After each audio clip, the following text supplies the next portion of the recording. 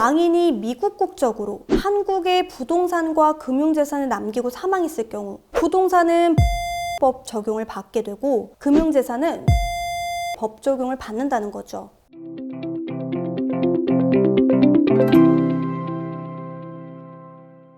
안녕하세요. 상속 전문 변호사 유지은입니다. 세계화 시대에 살고 있는 요즘 주변에 해외에 거주하시는 분들이 부쩍 늘었는데요. 해외에 거주하시다 보니 한국과 관련한 상속 권리와 절차에 대해 모르셔서 불이익을 당하시는 분들이 많습니다. 실무상 흔한 케이스 하나 먼저 소개해드리면요. 큰형은 미국 시민권자로 미국에 거주 중인데 아버지 사망 후 국내에 있는 동생들이 큰형의 한국 국적 상실을 이유로 상속권이 없다고 판단해서 자기들끼리만 상속재산을 임의로 처분한 경우입니다. 그렇다면 정말로 한국 국적을 포기할 경우 국내에서 상속재산을 받을 자격이 없어지는 걸까요? 지금부터 오늘의 주제, 외국 시민권자의 국내 상속권과 상속 절차에 대해 설명드리도록 하겠습니다. 일단 상속 개시 후 어느 나라의 상속법이 적용되는지 알기 위해서는 가장 먼저 확인해야 할 게 돌아가신 망인의 국적인데요. 이 망인의 국적에 따라 그 나라의 상속법이 적용되기 때문입니다. 즉, 망인이 한국 국적으로 사망하였다면 상속인의 국적과는 관계없이 한국의 상속법이 적용되기 때문에 자녀들이 미국 국적이든 한국 국적이든 간에 동일하게 상속권이 주어지게 되고 한국의 상속 절차에 따라 상속을 진행하게 됩니다. 따라서 앞서 말씀드린 케이스에서 아버지 사망 후 국내에 있는 동생들끼리만 마음대로 처분한 재산에 대해 상속 회복 청구 소송을 통해 본인의 정당한 상속 재산을 찾아올 수 있을 뿐만 아니라 만약 아버지가 사전에 동생들에게 재산을 모두 증여해 남겨진 재산이 없을 경우에도 동생들을 상대로 유류분 청구 역시 가능합니다. 같은 논리로 망인이 미국 국적으로 사망했다면 미국의 상속법이 적용되게 되는데요. 이럴 경우 한국에 남겨진 망인의 상속재산은 어느 국가의 법에 따라 처리되어야 하는지에 대한 문제가 생기게 됩니다. 미국이나 캐나다 등 거주하는 각 주별로 규정이 조금씩 다르기 때문에 세부 규정을 사전에 미리 확인할 필요가 있지만 오늘은 대부분의 주에서 적용되는 일반적인 기준으로 설명드리겠습니다. 크게 부동산과 금융재산으로 나눠볼 수 있는데요. 부동산의 경우 그 부동산이 있는 국가의 법을 적용받게 되고 금융재산의 경우 망인의 최후 주소지가 있던 국가의 법을 적용하게 됩니다. 예를 들어 망인이 미국 국적으로 미국 캘리포니아주의 주소지를 두고는 한국의 부동산과 금융재산을 남기고 사망했을 경우 부동산은 부동산이 위치한 한국법 적용을 받게 되고 금융재산은 최후 주소지가 있던 미국 캘리포니아주의 법 적용을 받는다는 거죠.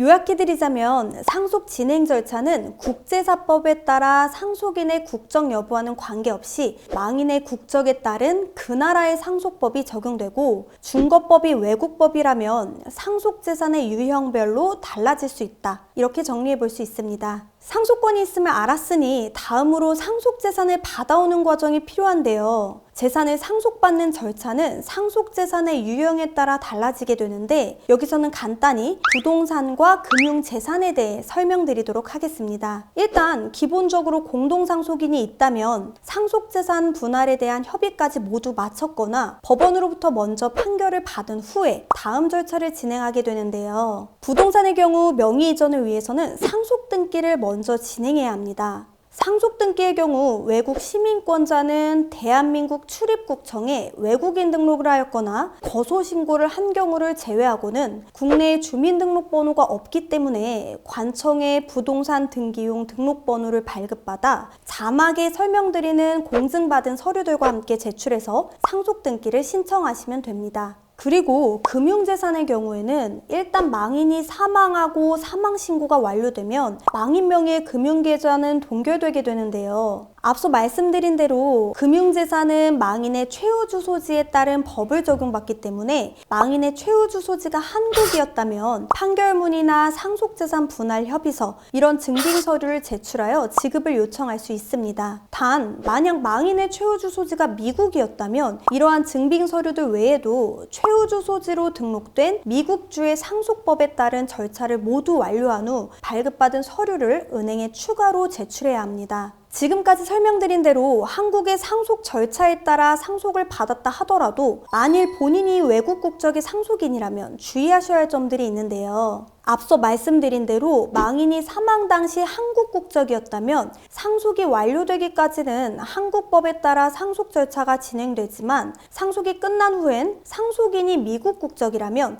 상속받은 재산에 대한 보유 및 활용에 대한 관련 규정은 미국법에 따르기 때문에 미국법에서 요구하는 신고 의무 등을 이행하셔야 한다는 겁니다. 또한 상속은 재산뿐만 아니라 채무도 승계되기 때문에 많은 외국 국적의 상속인들이 이를 무시하다 한국에서 소송을 당하는 일도 빈번하게 일어나고 있으니 망인 사망 후 채무가 많은 경우라면 상속 포기나 한정 승인을 고려해 보시기 바랍니다.